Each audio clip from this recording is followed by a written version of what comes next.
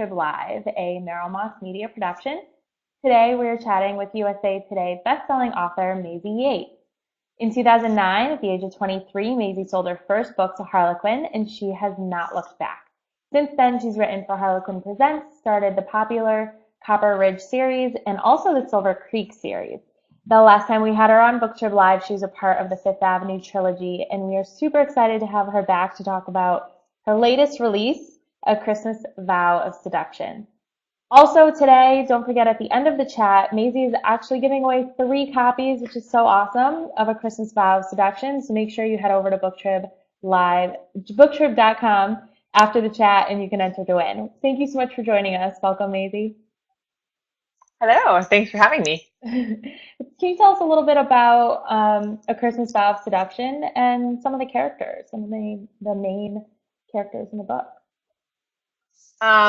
The entire book kind of came about because I got asked to do a Christmas book for Presents, which I had never done before. I'd done kind of small town Christmas books before, and I thought, how do you kind of bring that holiday spirit into the high glamour kind of fairy tale-esque Presents line? And I thought, wouldn't it be great if the hero got given the heroine as a Christmas present? So that was kind of the jumping off point. So that's essentially what happens. Like the heroine Zara is given to Prince Andres as kind of a political gift, and basically say, put her in the harem, marry her, whatever you want to do. And he says that he's going to convince her to be his wife by Christmas. So that's kind of his vow of seduction. And romance ensues, I'm sure. Yes. Was this book in any way different than any other Harlequin Presents that you've maybe in the way you've written it or how you chose to write it?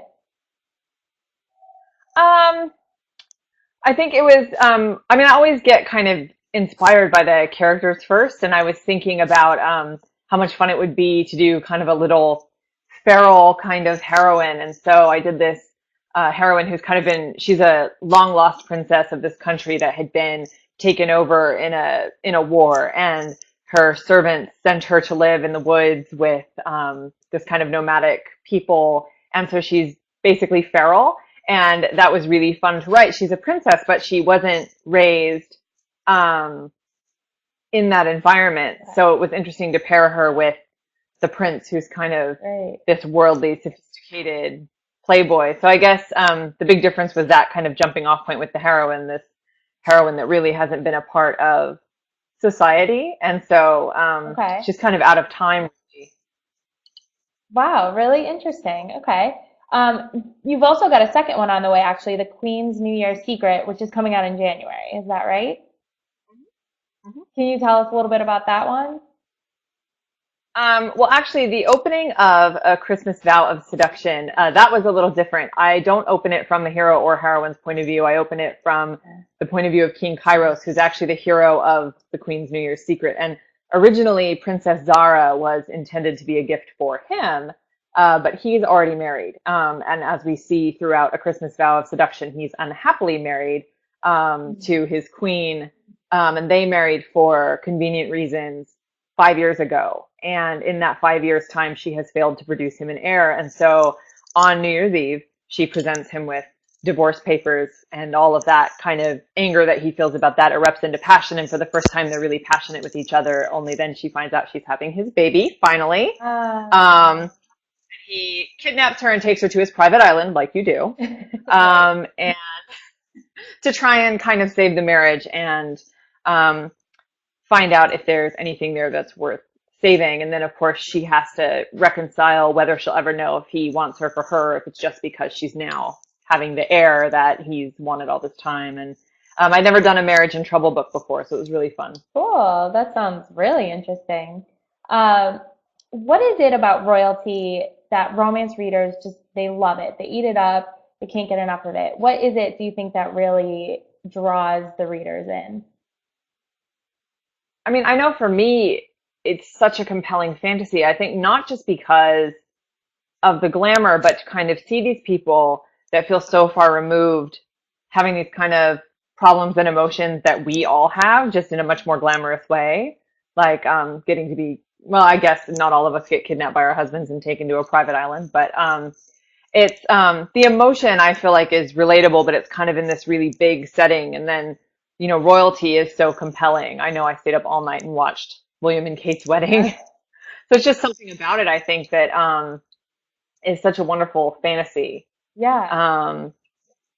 And I think it is that, like, getting to kind of peek behind the veil and see kind of the real nitty gritty of what's going on behind this very polished facade. Absolutely. The same can be said for the sexy alpha male and the happily ever afters, which your fans are just adore you for. How did you decide at what point that would kind of be your writing staple? I'm not sure that I could write anything but an alpha hero. So that kind of, yeah, I didn't choose the alpha hero. The alpha hero chose me. Yeah. That's what I was drawn to reading. I like historical romance. So I like the Duke. I like the Rake. I like a guy who pulled himself up from the streets and now runs the gaming hell. Like, I like a dark, kind of really enigmatic hero. And then the Presents line was kind of my other introduction to romance. So those very kind of larger than life heroes. And cowboys, same thing. I like the heroes that are kind of not bound to the same rules as everybody else. Yeah. Like, they have a moral code, but it's definitely their own. Right. It may not be something we recognize as moral, but it's something they believe in. So I just like that strong man, and I'm drawn to that as a reader and a writer. And then in terms of the happily ever afters, I remember I had gone through this string of reading a bunch of really depressing books, and I actually returned one angrily to the store, and I was like, this book was awful. Why would you sell this to people? It was terrible. And then shortly after that, I read my first Harlequin, and I realized that, like, I could be guaranteed that happy ending, and that was kind of how I discovered romance. And I had just had my second child, and having kids kind of, it just makes you feel like you brought these kids into the world and it's so uncertain, and there's all this nasty stuff, and life is uncertain. And so the last thing I wanted was uncertainty and kind of sadness in my fiction. Right. And so that's kind of what draws me to the happy ending as a reader. And then as a writer, it's just what I love. I want to write what I love to read, and I want to give books to my readers that I believe in. And that, a friend of mine said that in order to write romance, you really kind of have to be a hope junkie. And I think that kind of sums it up. Like, I want to give people hope. Like, that's what I want to write about, is that kind of hopeful, positive thing. I want to write about love. That's amazing. Can you talk a little bit about your background and how you came to find yourself as a full-time writer and author? My background is in dental assisting. Okay. So that has nothing to do. I mean, it's funny. I only did dental assisting because there was a certificate program available, and I had gotten tired of college, which I didn't finish, which is a terrible thing. But I always liked writing, and I had taken a lot of creative writing classes in college to help fulfill that. Like, you could take like 3 terms of creative writing or 1 term where you had to write this big long essay, and I was like, I'd rather take the 3 terms of fiction, thank you. And basically all I learned in that class was how not to be a pretentious dweeb, which is terrible, but it's true. But it was, writing was something I was always interested in, but I never finished anything, and I never really applied myself or knew what I wanted to write. I was always kind of starting things that were similar to what I was reading. So when I was a kid, I was reading YA, so I would start kind of middle grade or YA type adventure stories because that was what I read. And then I was reading a lot of inspirational fiction, so I kind of started some general inspirational fiction. But everything kind of clicked for me when I started reading Harlequin Presents.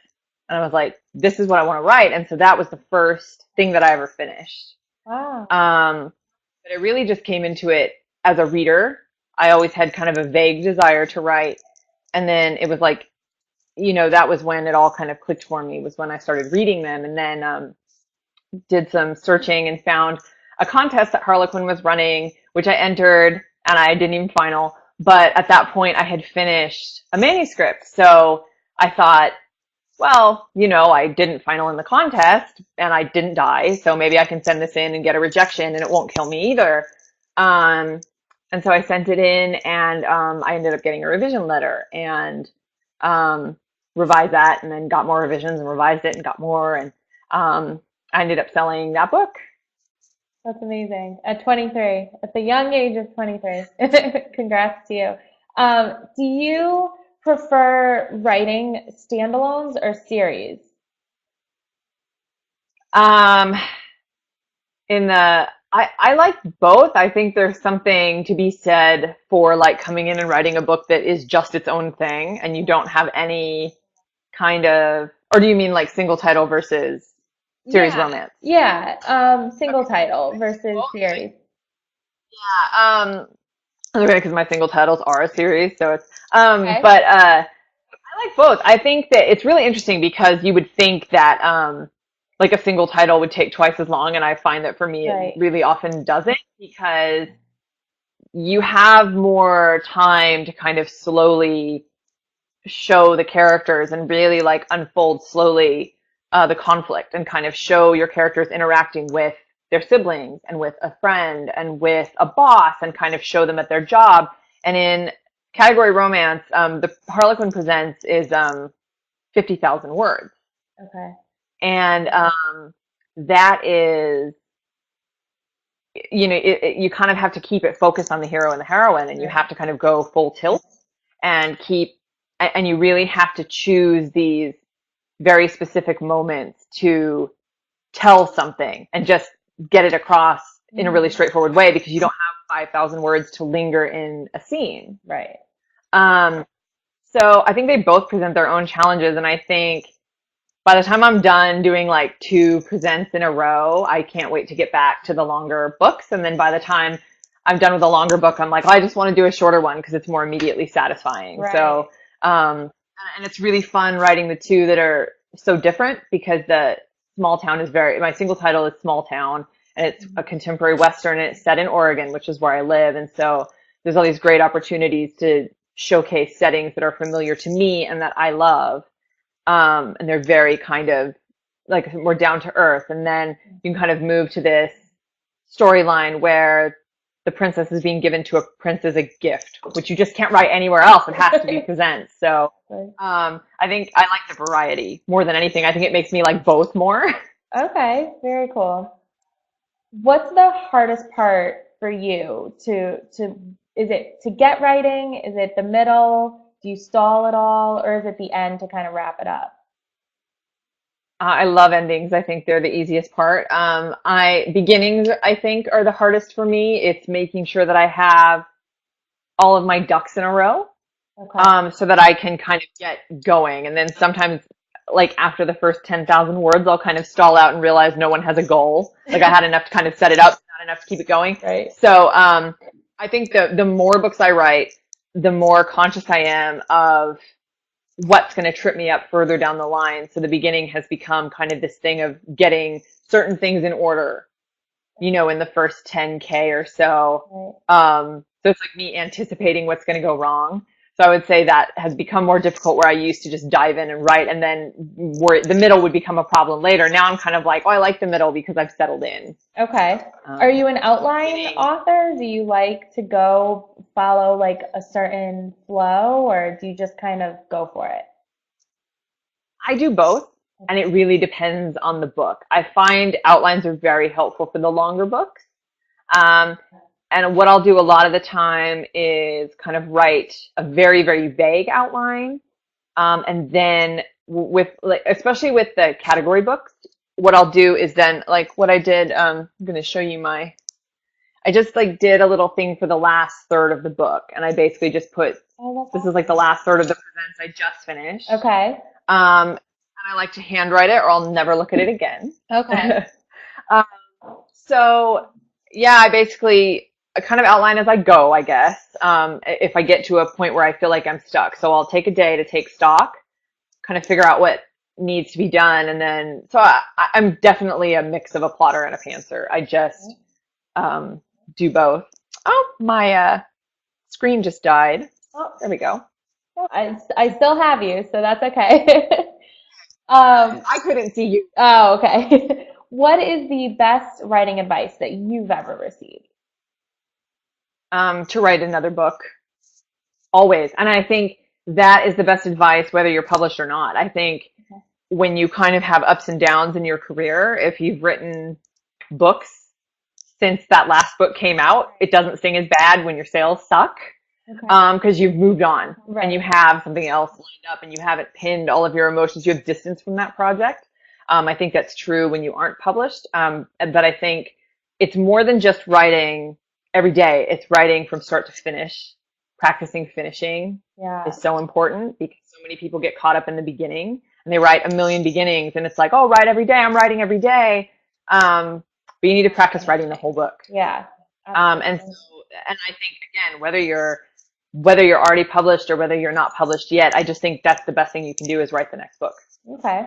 Great advice, definitely. What is your favorite type of hero? Do you like the cowboy, the firefighter, the billionaire? Who do you really lean towards? As a reader, I like the Duke. I Okay. am a historical, I love historical romance. That's actually my favorite thing to read.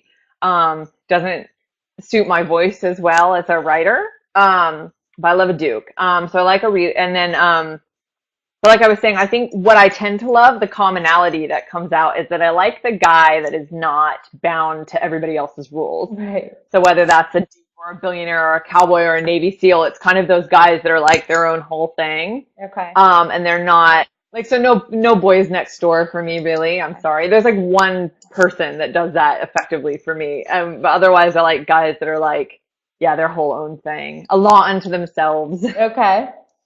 Um, for you, your writing space, is it one spot? Do you have different places in your home that you like to write? What is it? What like calms you and allows you to really write effectively? This is my office. So this is where I work most of the time. What I tend to do is start the day at my kitchen table after the kids go to school and drink like a gallon of coffee and kind of check my email and then move into the office when I'm ready to get serious. Okay. But I also dictate. So when I am really stuck, I drive and write. Ah, Because that really helps me to not overthink. okay. And also you cannot surf the internet. So I don't look at the screen. I just kind of put my laptop on the seat and drive and talk.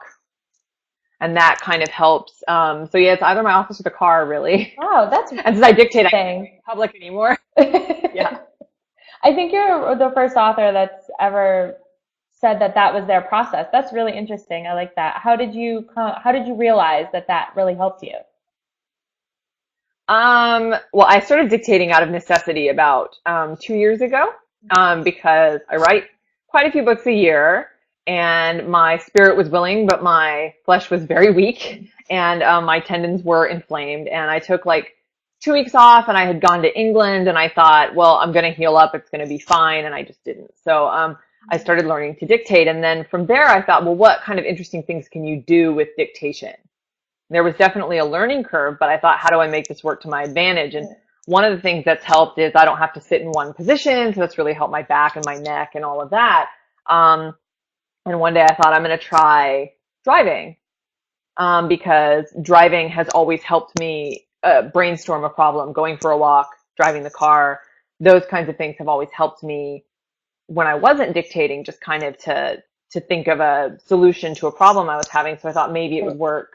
And it did. So Oh, I that's, live really rurally, so I'm not driving in traffic. I think if I was driving in traffic, it would be different. yeah, probably. Or you just be stuck in traffic. Yeah, there's no traffic lights, so Yeah, it's okay. fine. Are there any authors for you that you completely fangirl over and just are like your top of the top that you like to read?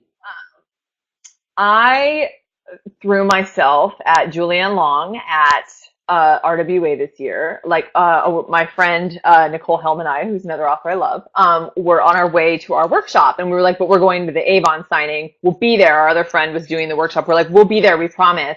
But we just have to go see Julianne Long. So like ran up to her and was really like, I'm sure she was really really nice. and we were like, oh my gosh, like I love her. I just started reading Lisa Kleypas, which I feel like is a crime. Yes. Like everybody who, but when I started reading romance, she was writing contemporary. Right. So I had read her, and then just read Cold Hearted Rake, and I loved that. And so now I just ordered her entire historical backlist. And contemporary, and full disclosure, these are my friends, but I love their books. Jackie Ashenden, I could read anything that she writes. Dark contemporary romance with heroes that are like larger than life. So hardcore. I love them so much. She's so much grittier than I could ever be. And I love that. And Megan Crane writes the hottest bikers ever. And I love her presents that she writes with Caitlin Cruz. I love them so much. Yeah. I've been blomming those. I just read like 10 of her presents in a row. And then Nicole Helm writes the only Boy Next Door, I think, that I like. Okay. She's got this one called All I Am, coming out with Harlequin, super romance, and the hero makes organic dog treats, and he has PTSD, and he's a wounded war vet, and he's a virgin, and I love him so much. Oh, wow, there's a lot going on there. Yes, so I'm a total fangirl for a lot of people. Okay. Have you ever had any kind of crazy fan encounter yourself with a fan? Nothing crazy, but like really, like they do such nice things for me. Jan, who I see is here, brought me the Tim Tams in Australia, and little stuffed animals for my kids, which was so nice. And somebody named Tracy, a fan who's on my Facebook page, just made little cowboy inspired cupcakes and sent them to me. Not the actual cupcakes, the picture. I wish I had gotten cupcakes. And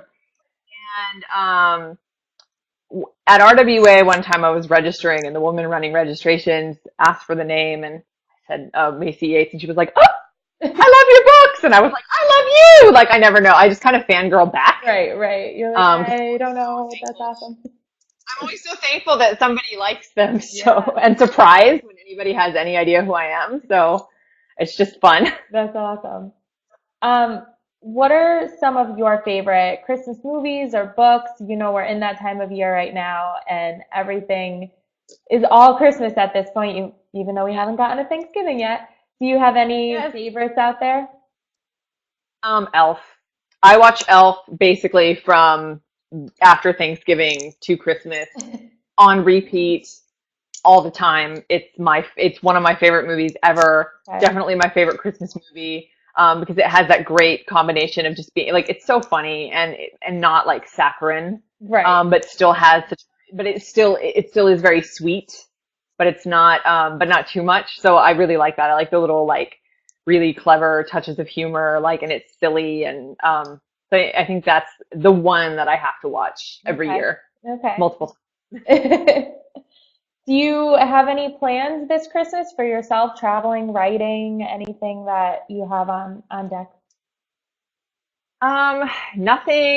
Really nothing except just the usual kind of family stuff, which is great. Right. I just finished up writing a Presents duet, and I'm moving into writing another book for HQN, another Copper Ridge book. But that's kind of not a super pressing deadline, so I'll be working on the book and baking cookies and enjoying Christmas break with the kids and all that kind of stuff. So we just kind of like a low key Christmas at home. Nice. Speaking of family, how do you balance it all with a family, writing full time? I'm sure there's other things that you do. How do you figure out the time to do it all? I don't actually do anything else. I have a family and I write.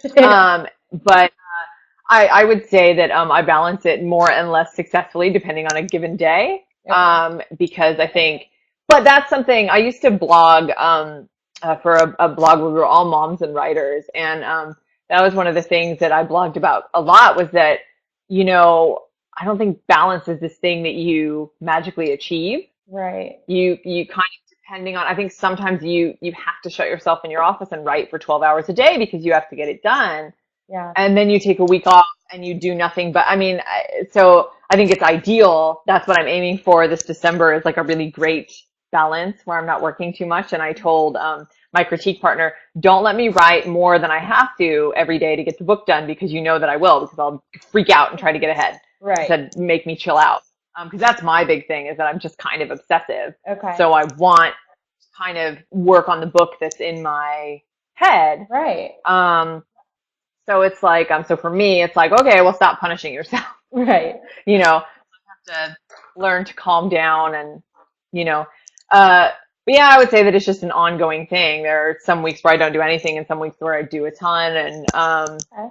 And my husband is a stay-at-home dad, which is awesome. And he needs tons of help. And, I think, yeah, I don't think anybody does it all without a great support system and basically people doing half the stuff for you. So, I'm really lucky. My mom, does a lot for us. She's going to the post office for me today, so I don't have to go, which is great. And my husband cleaned the kitchen. So yeah, so it's like it's lots of help and lots of weekly and monthly and daily reconfiguring of what has to get done on the writing front versus what needs to get done at home. Yeah, definitely. You mentioned Jan before, a quick reader question right now. She says, "Hi Maisie, Jan from Down Under. When are you coming back to Australia? And congrats on the new contract with Harlequin." I don't know, Jan. I'd love to come back to Australia. You guys are the best. And I love your country. I just wish it wasn't 14 hours away. And it's a long plane ride. It is. Thank you so much for the congrats on the contract. I'm excited to be writing more presents. Thank you, Jan, for that. And we can take more reader questions if they're out there, so feel free to add them. If you could choose, Maisie, a couple of songs for a Christmas Vow of Seduction playlist, what would you pick? I know I actually had on the playlist Maps by Maroon 5 Okay. and Blank Space by Taylor Swift, which may have been more indicative of the fact that I bought both of those CDs right when I was writing the book than how much they suited the story. But they were really fun, kind of mood setters. Maroon 5 is, it kind of wakes me up. Oh, that's good.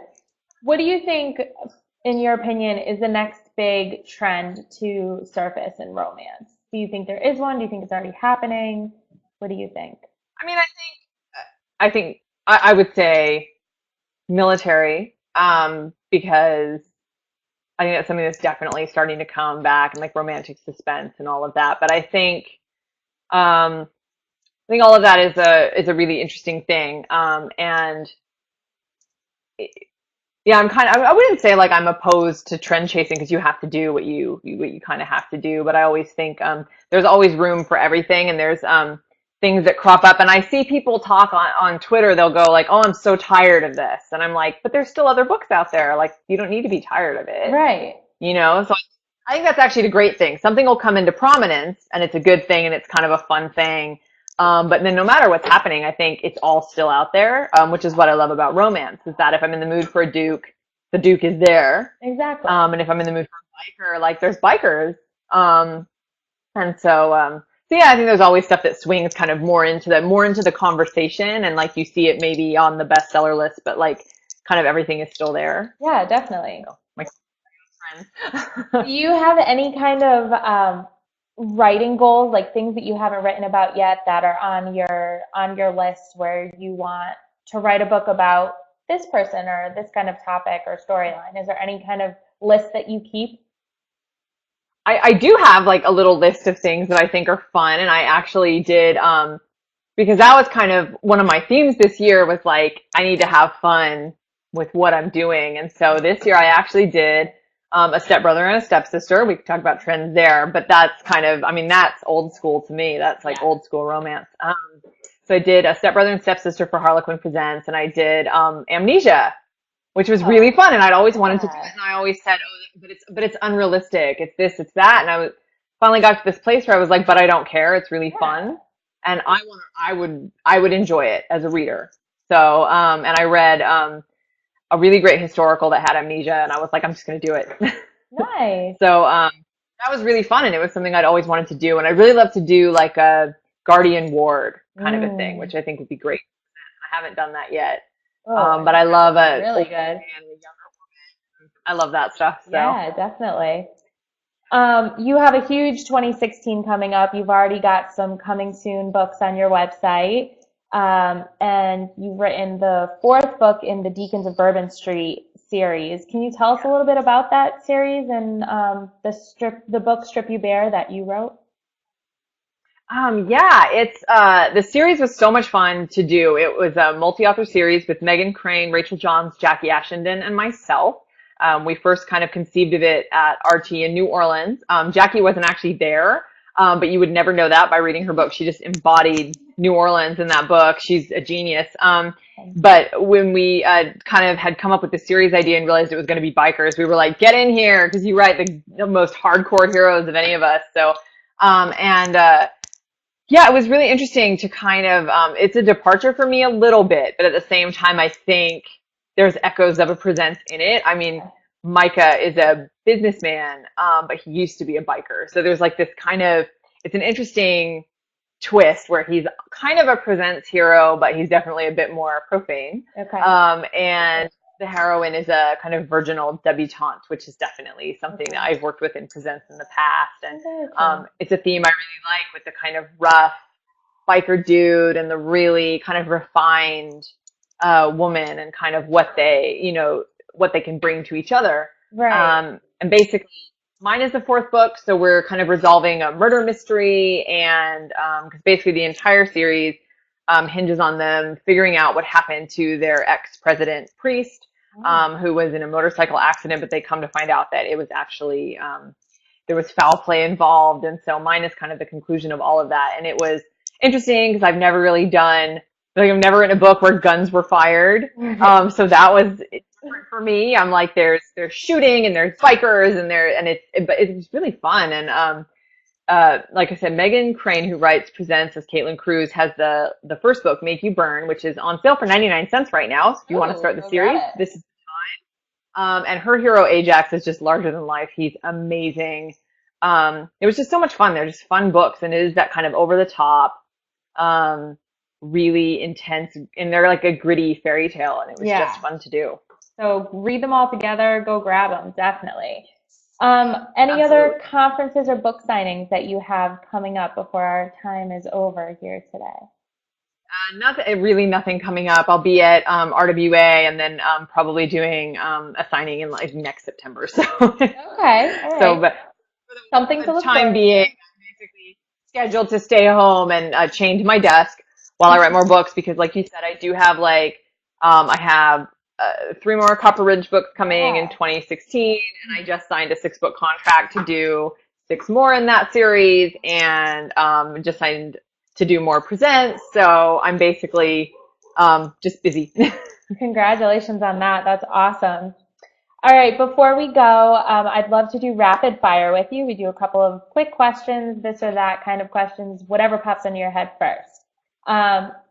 In the tradition of this week, Thanksgiving or Christmas? Christmas. Would you rather write about billionaires or royalty? Royalty. Would you rather read or write erotica? Read it. Would you rather wire reindeer or inflatable lawn ornament? A reindeer. Okay. Would you rather have a nosy neighbor or a noisy neighbor? Nosy, because I'm not interesting. So they would get. Would you rather be on a survival reality show or a dating game show? Survival reality show. I would lose really quickly, so then I could just go home.